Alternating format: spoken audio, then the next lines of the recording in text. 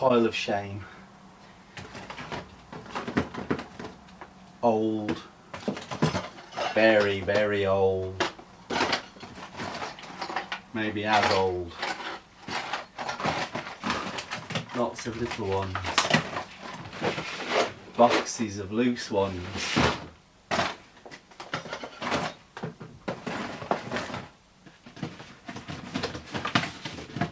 Newer ones. That's what I'm after. Sylvaneth.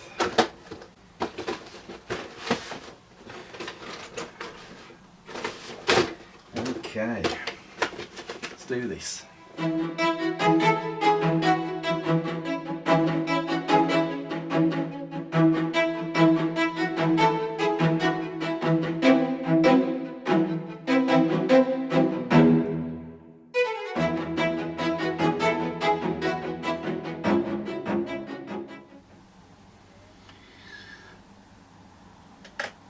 At some point at the back end of the mid to late 80s, I started playing Dungeons and Dragons, and back then I was an avid purchaser of minis, painted every week, and of course that progressed into Warhammer Fantasy Battles, 40k as well.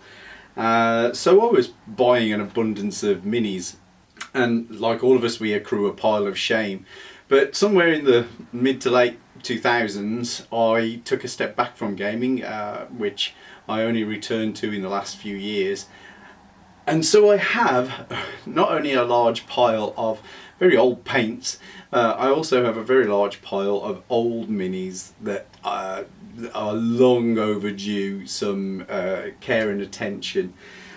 Some of the best of the worst I keep on the shelf behind me here so that they don't get any more damaged in my return to the game. And as you've just seen, I've got a big cupboard full of boxes of minis down there as well.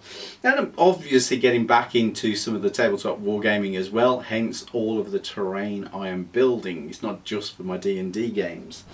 So this is the first time I have recorded myself painting minis, and I've only really painted a handful since I've been back into gaming and terrain making. So it's early days yet, so some challenges certainly to be overcome as I work my way through all of these minis. I promise I won't force you to watch me paint all of those minis, but for right now I'm super pleased with these Kurnoth hunters that I have put together. A little bit of custom work as well. You can see how I've painted these minis. I've already put them together before I started painting. First noob mistake. I dread to think what it's going to take me to paint this great big thing back here that's out of the Sylvaneth box set. The Tree Lord, that's it. And I also have the rest of this to paint up as well. I know these Kurnoth hunters are not from that set, but they all require painting as well. So yeah, it's a mammoth task to get through, and I'm hoping to see a good portion of them painted this year. If for no other reason, then they make my terrain look worse now when I put these poorly painted or poorly looked after minis on the table. So hopefully you will start to see some better minis in my videos where terrain is being showcased as well. So I'm going to shut up now and say let's do this. And it has begun. So base black coat, over which I've done a very dark brown, reddish brown wash. Now what I've got here is very old Games Workshop ink, which is a dark green, and I'm adding a Vallejo black to that. And I'm just going to go over the figures, the three figures I'm working on for this video. I'm going to go over them with this very, very dark, near black, but still evidently green wash, just to start feeling my way into the colour palette that I want to use. And the underlying reddish brown colour will complement those greens. A lot of it will be lost through the paint process, but there will always be the echo of these initial stages travel through the rest of the paintwork.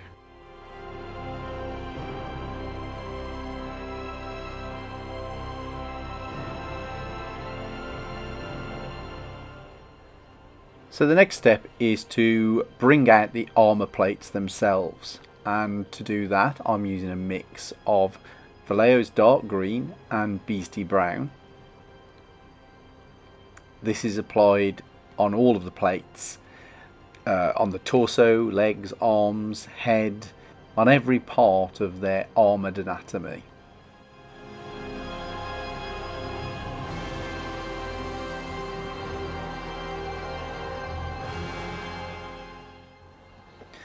Now between those armoured plates there are what I can only describe as the fleshy bare wood ligaments. These I paint with a mix of bloody red, beastly brown and dead white from Vallejo. The major parts here are generally between the thigh and the calf, between the upper and lower arm and the elbow area and the neck as well. This is where I really started to struggle with the fact I'd already put these miniatures together. Hindsight, it definitely would have been better to have painted certain parts of the model before putting it all together. So I just figured I would rise to the challenge and go with it.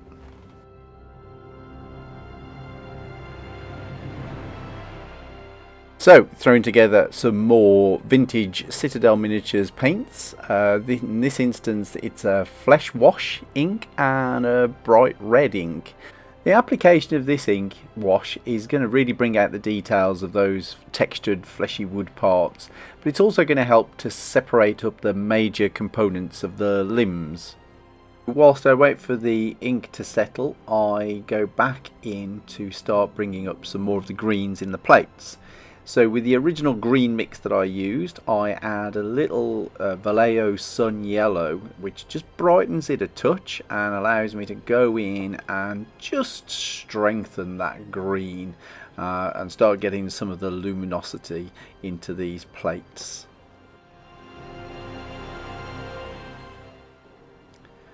So with most of the blocking in of colour details now done, it's time to get out the finest brush and start working on those edges.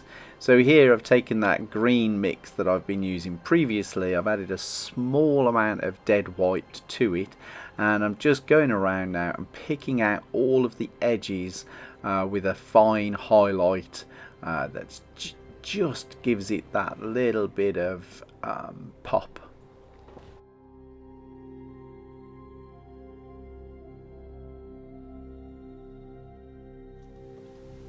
So if you're enjoying that video, now's the ideal time. Hit that like, subscribe, hit that notification bell. YouTube really loves it. It really goes a long way to help me out. And with that, I'd just like to say a big thank you to all of my subscribers, to all of my patrons, without whom this could not be happening. So thank you and enjoy the rest of the video.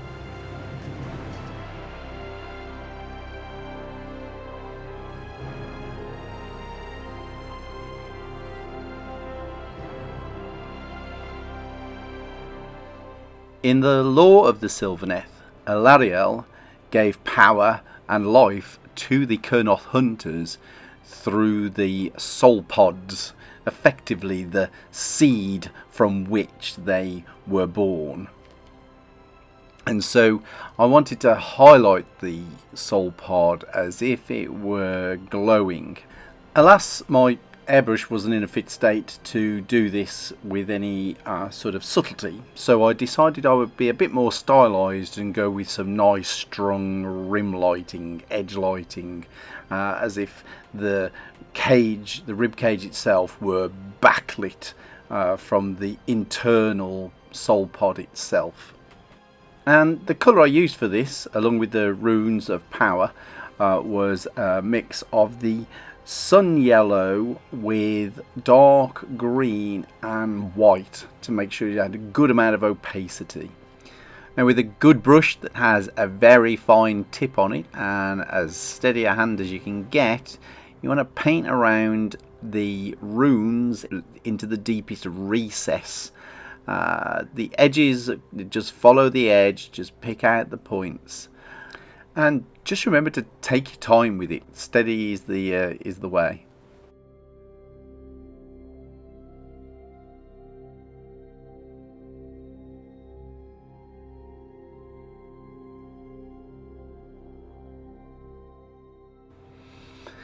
After having a short break from the painting, just to get away from it for a bit and then come back with some fresh eyes, I made a couple of decisions. First of all, I decided I was going to go with this deep plum violet colour for all of the edgings to the armour and also to any of the branch work. Just felt it went really nicely with the greens and the sort of the more yellow orangey colour of the fleshy wood tones. But I also realised that the darker part of the greens themselves just were a bit too dark, and so with that in mind I decided I would make up a new wash to go over those areas.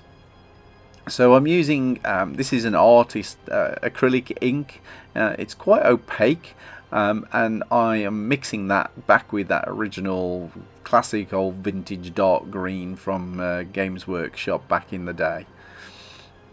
And then I'm going to apply that over all of the plates just as a light thin wash to just to give it a bit more vibrancy, to punch the colour up a little. And I have to say, you've heard me talk about this in other videos as well, that layering of paints, of textures, will always bring about a more complex looking result in the end. So never actually be afraid to apply layers of paint, especially if it's glazes and washes, because generally you can push those around quite a bit with subsequent other glazes and washes that will hide things that you don't particularly like. However, in this particular instance, I really liked where this was going. I was much happier with the contrast between the plum colour and the greens that were now being enriched.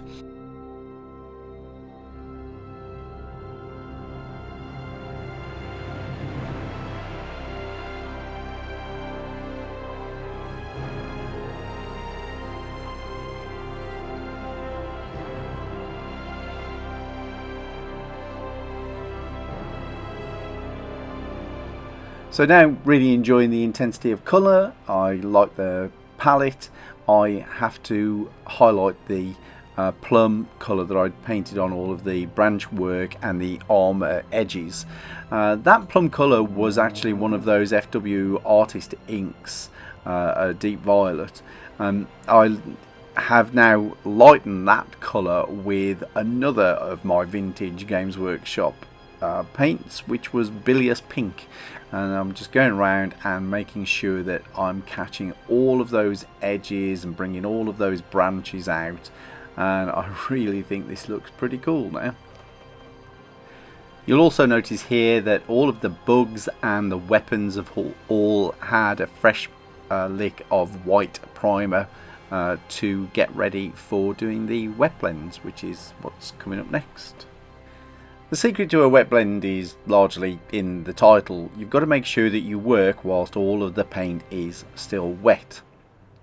So right now I have a mix of white with a very small touch of sun yellow in it, and I'm working my way up this weapons blade about a little over halfway. That's where I want the blend area to be with the next colour.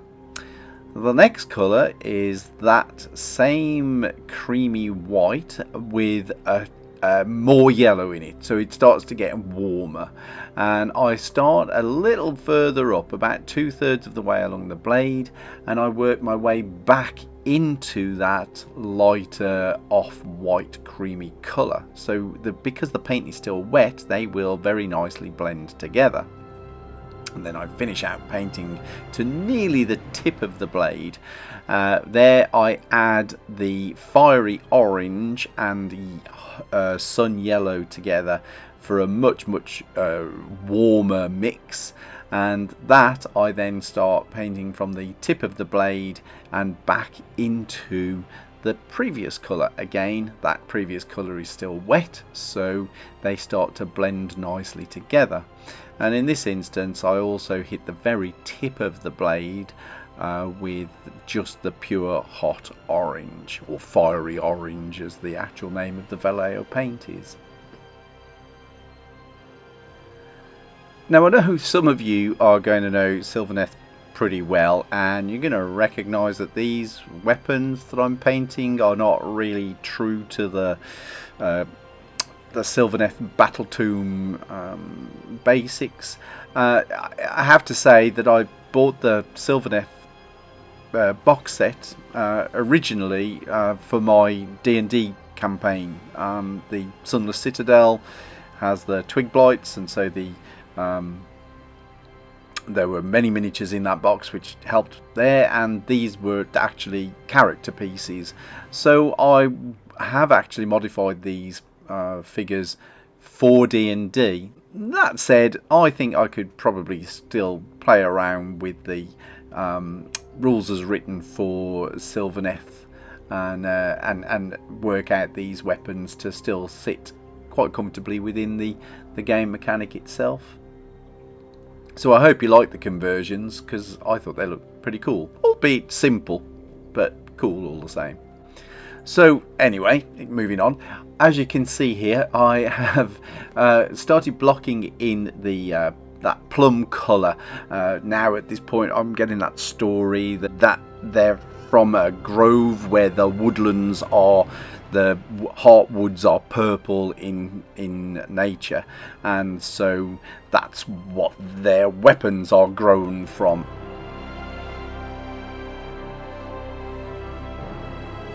I've got to say, at this point I was beginning to think that the details were just never ending. Anyway, I decided I was going to do all of the sprites a fairly simple way with washes over a white base. So here I'm just applying a blue ink, and I've applied blue ink to all of the sprites that are across the three minis. So the blue ink will settle into the recesses and pull out the bits of detail. It's a sort of almost reverse idea of how to dry brush highlights. You just paint the thing white first and let the ink settle. It just speeds that process up just a little, gives you a slightly different look as well. Whilst all the ink work is drying on the various models, I also made a decision to bring out more of that orange through the miniature, and so I decided that I would make all of the leaves anywhere they appeared also orange.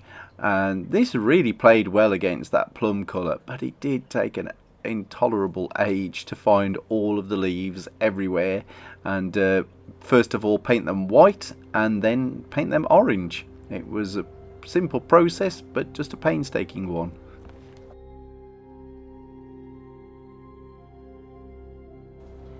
Okay, back to the sprites. So over the initial blue wash I apply a much deeper blue wash. This will just start to distinguish between light areas that I want to keep, i.e. like the wings and things like the carapace, the hard shell parts of the various chitinous body parts. Then once this is dry, I paint all of the underside, especially on some of the larger sprites, with a dull flatter grey. And then that's followed up, once it's dry, with a dark violet wash over those grey areas, so that just brings the detail back out.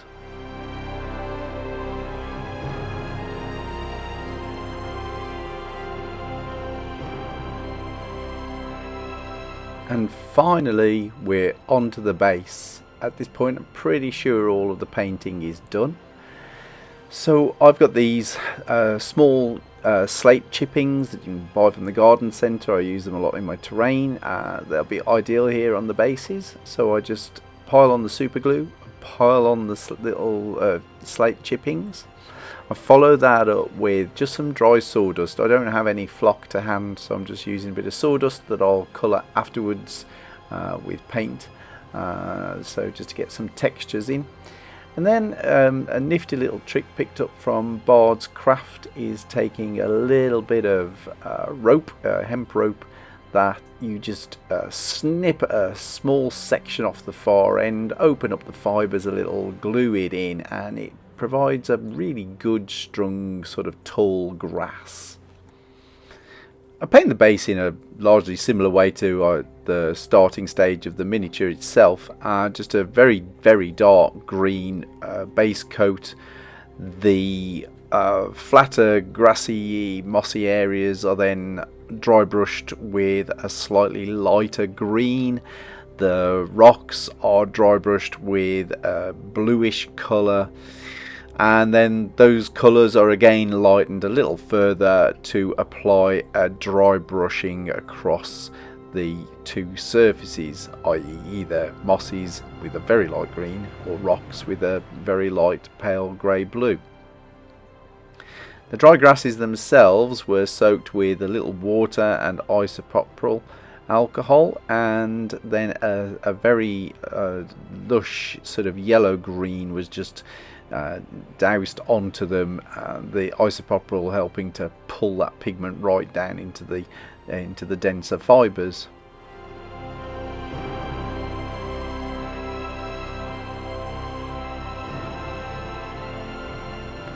And then finally, with the grasses done, I gave one last dry brush to the mossy ground and rocks just to bring up that final bit of detail. And I think the trio are done. Who knows how long it will take to do the rest of the army, but here you go. Here's some beauty shots.